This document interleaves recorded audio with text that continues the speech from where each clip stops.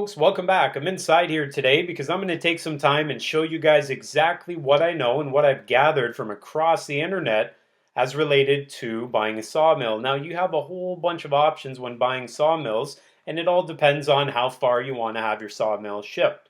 Now, for me, I ended up buying a Woodland Mills HM130, and if you've seen my other videos, you know that that thing has served me very, very well. But that does not always mean that that was the only option I had, and in fact, I had a variety of options that many of you have as well. The options are what I'm going to talk about today. So the options include Frontier sawmills, those are made by Norwood, the Woodland Mills sawmills, the Norwood sawmills themselves, and a very cheap alternative or a cheaper priced alternative is the Harbor Freight sawmill. So I'm going to talk about those four primary brands here today, and I've got a spreadsheet I'm going to show you. You guys can look at it, and I'll be happy to share it with you if you're on the pathway towards sawmill ownership. So without me talking too much and boring you to death, I'm going to get right into it here. So let's just cut her there. I'll bring up the spreadsheet, and hopefully this helps. All right, guys, as promised, here in front of me is a spreadsheet. Now, this spreadsheet is made by me, and I did it to the best of my ability with all information that I could find on Norwood, Woodland Mills, Frontier, and the Harbor Freight websites. What you see before you are basically two separate columns or two sections. You see the section on the left separated by this white column, and you see a section on the right. On the left here, these are logs from 29 to 31 inches in diameter. These sawmills will cut those size logs. On the right, I stepped it down a little bit.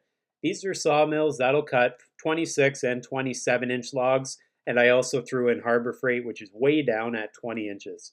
Anyways, looking at the left first, I'm not going to go over every single number with you because you guys can read it directly off the screen here. You can pause it, have a look at it. These are all numbers directly from websites you guys have access to.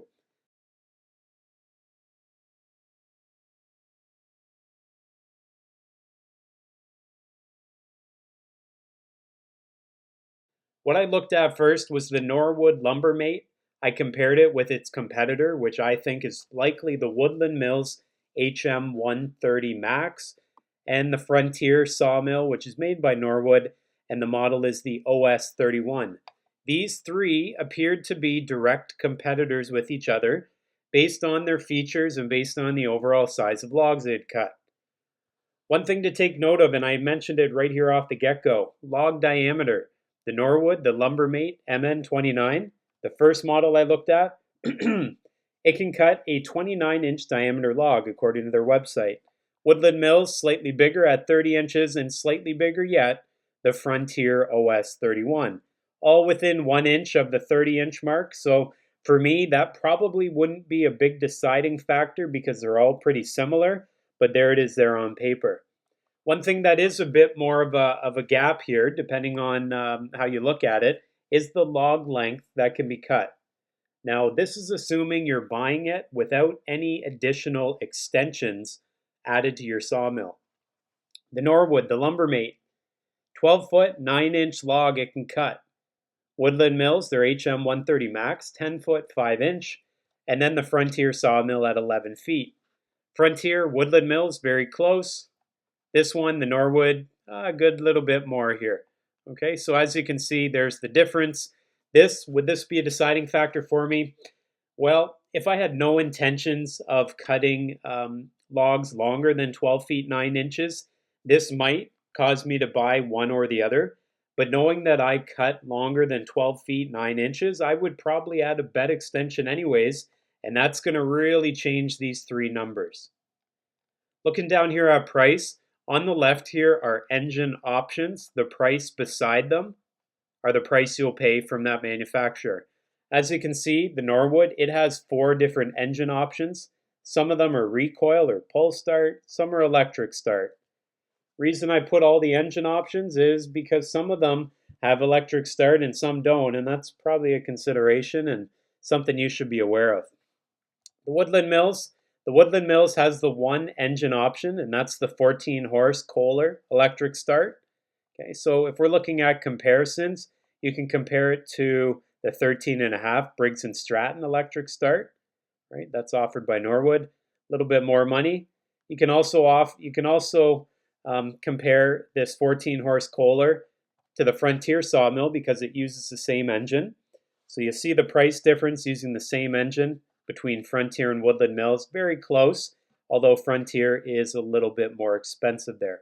Okay, so you guys have a quick look at that. Pause your screen if you need to. You can review the numbers there. Moving down here. What I did was I went and I priced out trailers because many of you are going to want a trailer for your sawmill. At Woodland Mills, for example, you can buy the sawmill already on the trailer. You don't have to price them out separately. They give you a one-shot price. I like that. I don't like to search around for numbers. Brings me to my next point, Norwood. They seem like they make great products, and bear in mind, I don't own one, but they seem like they make great products. However, I had to do some digging to get all the numbers I needed in order to figure out what it actually costs to buy a sawmill with a trailer. It's not as intuitive as I would like. If you want a trailer, what you're going to do is obviously pay more, but depending on the brand, you may have to look at some additional supports, and that's going to play a part when we talk about bed extensions. Anyways, let's assume you don't want bed extensions yet. You just want a basic trailer. You just want the basic sawmill with an electric start engine and auto lube. Here's what you're paying. $66.86. That'll get you the trailer option with the sawmill to cut a 12-foot, 9-inch log. Woodland Mills, $63.98, 10-foot, 5-inch log. And finally, the Frontier with a trailer, $66.83, and that's an 11-foot log. Okay, so that's no bed extensions. If you want a bed extension, you're going to have to add a few more parts onto the puzzle here, especially with Norwood, especially with Frontier. Norwood, if you're going to have a trailer and you're going to add a bed extension, you have to get some additional parts. Those additional parts are subframe assemblies. Same thing with Frontier. This took me a bit of digging to figure out because it wasn't one of those one-stop shop prices. I had to look at what parts and pieces I needed to add an extension onto my trailer. When it's said and done, with one extension on your sawmill, one extension on the trailer, you end up with a price of $7,270 and a total log length of 16 feet 9 inches. Pretty good. Woodland Mills, you want the longer bed length, all the way up to a 16-foot, 11-inch log. You're going to pay $71.98. Frontier, you're going to pay $75 and $7. Now, one thing to take note of, that is a longer log, 18 feet. So, paying a bit more here, getting a bit more log on the mill, but there's your comparison. I have a whole bunch of other stats here, and I'll just pause it briefly on my screen. You guys can go through this on your own. Norwood. The Norwood has a different design to it, and you guys can see this by simply going to their website. They have a different design, and ultimately that design allows for the addition of a whole bunch of accessories.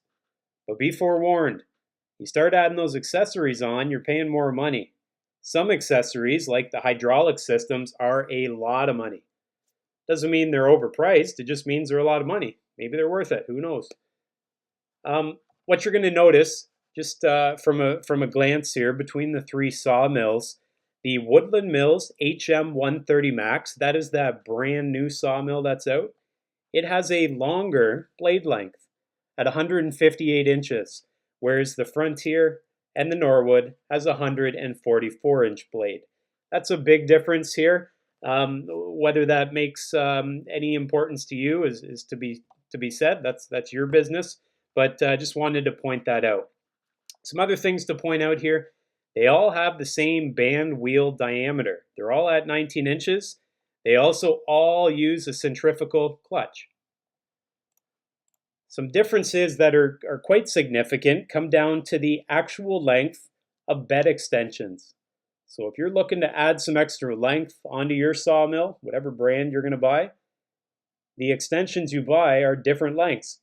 4 feet at Norwood, 6 foot 5 inches at Woodland Mills, and 7 feet at the Frontier shop. Okay, so that's quite a bit different. Auto blade. auto blade lube system. So automatically provide lubrication to your blade. That is standard on the Woodland Mills HM130 Max, but it's an additional $99 with Norwood and $99 with Frontier. Some other odds and ends you can get with Norwood, as I mentioned, you can outfit this thing fully if you want with all the bells and whistles. Some other things you can get, different cam dogs. You can get ceramic blade guides. You can get, there was some stuff on there about different types of leveling stands, toe boards, all that sort of stuff, board off rollers. All that's available on the Norwood website as options. So those prices are going to be added on to these prices here, onto the base prices where you're just getting a sawmill. One thing that I found interesting, when you start pricing out a trailer with the Norwood sawmills, the trailer only, as listed on their website, is $1,247. You start to think to yourself, gee, that's not a bad deal, because look at Woodland Mills, $1,699. Look at Frontier, $1,687. But then you got to realize that this price at Norwood does not include everything you need to hook it up and tow it down the road. You actually end up having to get a separate kit if you want to get fenders on your trailer. That separate kit, fenders including some jacks, $246. You add $246 onto that price and bam, you're getting closer to this mark. Okay, so be very careful that you're comparing apples to apples. Some other things to note here. Blade replacement cost. It was on their websites all the same. $245 will get you a 10-pack of blades. So that's pretty good. What else? I wanted to point this out because this might be important to some of you. I remember saying that Norwood has a whole bunch of options available. You can add the bells and the whistles and all kinds of stuff. One of those is lap siding and shingle making package. That's kind of neat. Now, you could probably rig something up for the Woodland Mills and the Frontier, but there's no dedicated package like there is for the Norwood. The Norwood has this package available for $597. Okay. This right here is of importance, especially if you don't have a piece of equipment like a tractor or a forklift. You are likely going to want to buy log loader or roller legs. So basically the side of the sawmill has what looks like legs that go down onto the ground, and then a winch that helps you to roll logs up onto the mill. If you're going to buy that system, that log loader from Norwood, you're going to pay $937. If you're going to buy that similar system from Woodland Mills, $599, and same with Frontier, you're at about $593. Okay, so that's something that might be of importance to you folks. They all have leveling feet. Okay, they all have some way to level your sawmill if you're going to put it on the ground and not on a trailer. What else can I tell you? They all seem to be powder coated in some way. I can't attest to the quality because I haven't seen every one of these sawmills. Sawmill warranty. Norwood, 2 years. Woodland Mills, 2 years. Frontier, 1 year. Engine warranty, 2 years at Norwood, 3 years at Woodland Mills, 1 year at Frontier. Shipping weight, whether this is of importance to you, is listed at Woodland Mills as 1,000 pounds. Not sure at the other two places. Lubrication tank, I couldn't find anywhere on the Norwood website where it listed it. Woodland Mills, 13 liters, 12 liters at Frontier. Okay, some of these other stats that I picked up are there for you guys to look at. I'm not going to go over them in any more detail, just to save your ears from listening. One thing I want to point out, I made some notes as I was going through all this data gathering here, and I sort of highlighted them down below here. Things I liked about the Norwood sawmills, things I liked about Woodland Mills, things I liked about Frontier, as well as the things I don't like. So, first and foremost, what did I like about the Norwood sawmill? I like the fact that you can add all these bells and whistles, all these options to your sawmill to make it pretty well fully hydraulic. That's going to cost you, but just having that option is great. That seemed like it could be a real long-term winner, especially if you are going to potentially change what you're milling today, and what you're milling tomorrow might be a bit different. You might need higher production. Okay. Some other things I liked about the Norwood, the bed rails, they appeared to have wheels on the tops of the rails as well as the sides, sort of like a roller coaster grips the frame, grips the rail. Kind of unique. I don't know if it's needed, but it seemed like pretty slick system. Things I didn't like about the Norwood.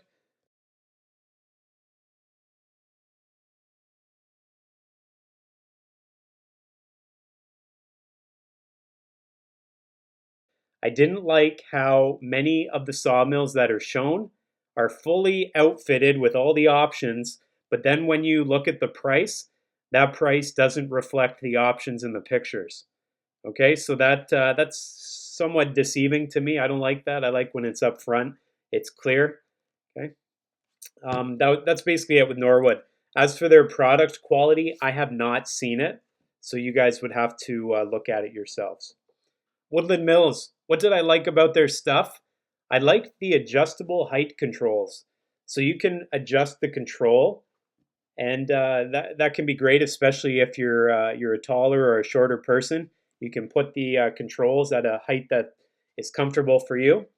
Another thing I like with Woodland Mills, their customer service is second to none. I bought products from all kinds of companies, and I can't really compare. Their customer service is amazing, and I've never encountered a company who will reach out to me before I reach out to them. So what I mean is, if they were to see a video like the one I'm making here, and they sense that there's an issue with the product, they are so proactive and they stand behind their product so much, they would reach out to me to make sure that everything is okay. That's pretty unbelievable, if you ask me. Some other things with the Woodland Mills. The cables are all easily accessible to lubricate them. That's something that's great because you got to get those cables lubed up so that the height adjustment can happen easily. The other thing I like, and this might be overlooked, I like the fact that the doors on the front of the sawmill open outwards. That way I can open it fully out of the way when I'm working on the sawmill, like changing a blade. This is different than some of the other manufacturers, and I'll tell you about them just in a second here. Things I don't like about the Woodland Mills. Tell you the truth, that new HM130 Max, it looks pretty slick. It looks like they listened to their customers, and it looks like they did stuff that they needed to bring it up to the next level. I'm on their website here, and as you can tell, it lists everything you're going to need to know. But one thing that I found, or a few things that I found to be especially convenient, also they included an electric start engine. They also came up with an auto-locking saw head. So now you just spin around the lever, as you can see here, and it automatically holds position. And they say it's good to down to 1/64th of an inch accuracy. That's pretty slick in my books. Another thing that's interesting, and it's quite a bit different from the older HM130, is the auto-locking adjustable blade guide. See this here with all these depressions shown right on the blade guide? All you have to do now is push and pull it. You don't have any knobs to adjust or anything to maneuver. It's quite simple and makes things go quite a bit faster. Another thing that I think is probably the best change that's come down the pipe, and something to compare against the other brands, is the gas and go operation. What that means is when you press this lever, and you can see the gentleman pressing the lever here, everything gets engaged from that lever. I don't have to turn anything else on like the lubrication tank, because that lever revs up the engine, engages the clutch, turns the turns the blade. At the same time, it opens up the valve to start the lubrication process. So it does it all at one point, and something that really is convenient in my books. Another thing I found quite interesting is their rapid change blade system. It claims you don't need any tools to put a blade on. That's pretty incredible, because I don't know about you guys, but whenever you're looking for that one tool you need, you probably don't have it out at your sawmill. So having the toolless blade change is pretty slick. Now, guys, one final thing I want to point out here, which probably would play a part in my decision when I'm looking at what brand of sawmill to buy, is how easy it is to maintain. This here is the centrifugal clutch, well, right in behind it is the centrifugal clutch. That clutch is being powered by the engine. The engine will ultimately turn this belt you see here, which turns this big 19-inch cast iron band wheel. Now, in order to adjust the tension on that V groove belt, you have to adjust this idler wheel, I guess you'll call it. To adjust that, it's quite simple, and one of the reasons I like this design is because it's so simple. All you do is loosen off this one bolt. As you can see, this gray piece of steel here connects to that idler pulley. Loosen that bolt off, adjust that idler pulley, get the correct tension on the belt, boom, you're done. There's not a lot of thinking going on here. It's sort of a one-stop shop, and I kind of like that. For me, simple is best, and this is a very simple design. So just wanted to point that out. Definitely a good design. I don't know how Norwood does it. I couldn't find any information on that. I don't know how Frontier does it. Maybe they do something similar. I don't know. But for me, this Woodland Mills, very straightforward, and having a video like this on their website, very convenient for me, who would be a user, a maintainer, and ultimately a purchaser. So take that into consideration when you're comparing brands. Let's see, things I like about the Frontier. So the Frontier, it appears to be a replica of the Woodland Mills design. You guys know I think the Woodland Mills is pretty slick, so that to me sets it up there as potentially being a great sawmill. Things I don't like about the Frontier though. The band wheel cover, so the front of the sawmill flips upwards. I don't like that. The reason being is, if I want to change the blade, and let's say that the sawmill is close to the ground, I have to bend way down to flip that door up to do any work. Whereas if the doors were to flip outwards, like on the Woodland Mills, it doesn't matter what height I've got the sawmill set at. So that little thing is enough to drive me crazy. That just means if I'm going to change a blade or work on the Frontier, I probably got to crank the mill all the way to a higher height setting just to get the door clear of where I'm working. And I don't like that. Okay. The other thing that is a bit questionable for me, and I guess if I tried it out, I might know whether it's going to work or not, is the screw type log dogs. So the things, the metal apparatus that hold the log on the bed, they have a screw mechanism. And if you can imagine like a C-clamp, if you keep a C-clamp out in the elements, that inevitably will rust. What happens when a C-clamp rusts? It becomes very difficult to turn that mechanism. So I don't know if those will work. I guess if you keep them oiled up, they'll be fine. But if you don't, well, you might be into a world of frustration there. The other thing, what I write here, there didn't mention fenders included with the trailer. Okay, that was something I wasn't sure about. Remember how I said when you buy a trailer with the Norwood sawmills, you have to add the option of fenders? I don't know if that's the same situation for Frontier. I don't know if their trailers come with fenders, and that is included in the price you see. So therefore, if you're looking at a Frontier and you're going to add a trailer, make sure to ask them if it comes with fenders, especially if you're driving it on the road. That's about it, guys. I think because I've talked so much and probably bored you guys to near death, I'll hold off in talking about the 26 and 27 inch sawmills. Basically, they're just the one step down from the three I just talked about. They're the Lumberman MN26, the HM126, and the OS27. I think I'll just hold off talking about them. Check out my next video, and I'll look at those three in specific detail, and then we'll go from there. Guys, if you have any questions at all, please put it down below. And also, please note, these values are something that I came up with from these manufacturers' websites. I have no affiliation with any of these companies. I'm just trying to set up a bit of a spreadsheet to help you guys because I've been down this road before, this portable sawmill buying road, and it can be a bit daunting because there's a lot of options. All right, guys, I just summarized 3 different brands of sawmill, the Norwood, the Woodland Mills, and the Frontier. You guys had a chance to look at all the specs. If I had to come down and choose one over the others, what I would choose is the Woodland Mills, and here's why. They all three seem to have the same type of construction. They all seem to be made with fairly close quality control. So they all don't have a clear winner in the quality department. They all seem to cut fairly close log sizes. They all have the ability to have a trailer.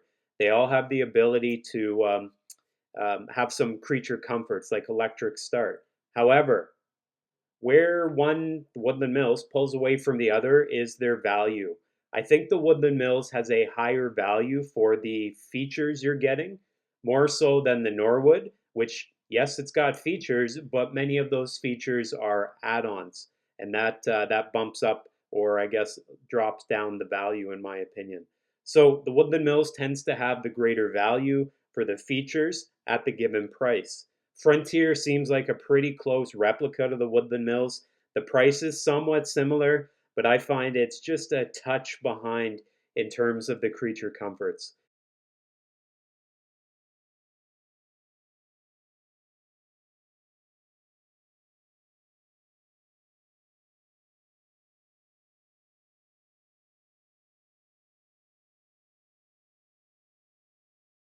Guys, thanks for watching. I'm out of here, heading back outside, and you guys all take care.